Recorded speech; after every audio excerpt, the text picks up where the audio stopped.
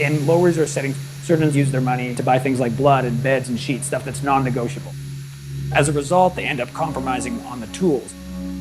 We've seen them often resort to using an off-the-shelf hardware store drill. And actually, functionally, it's about the same as a surgical drill. So you can get off-the-shelf drills that run at the same speeds and torques as a $30,000 drill.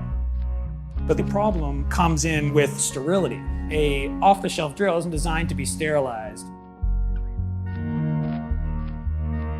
Surgeons around the world were trying to cover them using something to wrap around the drill, like a towel or something like that. All these practices are kind of interruptive for surgery, in some cases dangerous, so our team developed a drill cover that can be sterilized. With the drill cover, they could use an affordable off-the-shelf drill in a safe way for orthopedic surgery. I take the drill cover and tuck my fingers under so I won't be exposed to the non-sterile drill. And then Mike, in this case the non-sterile nurse, would insert the drill in the cover, roll it 3 times, pick the buckle, and then I insert the chuck, insert the drill bit, tighten it with the chuck key. Now the drill is ready for use.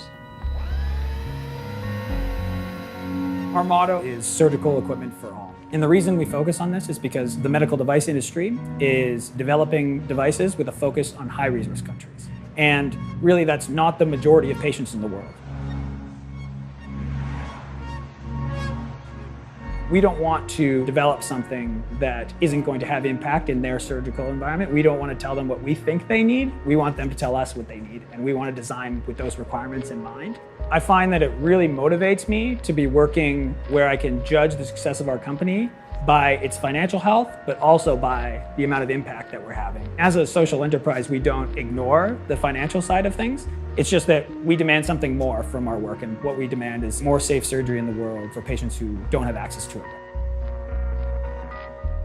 At UBC, we got a crash course in entrepreneurship, which was really great. We were taught to take off our engineering hat for a little bit and put on like our business hat. But after the course where you're being pushed really hard, you need to do it on your own. We're trying to get to the end of the valley of death, where a lot of startups have a really hard time moving forward. You try not to think about it, but at the same time, when you do think about it, it keeps you motivated. I feel accountable to those surgeons. I don't want surgical drill availability to be the bottleneck in restricting the amount of patients that they can treat. The way that I can affect change in that situation is by designing better tools that meet their needs affordably.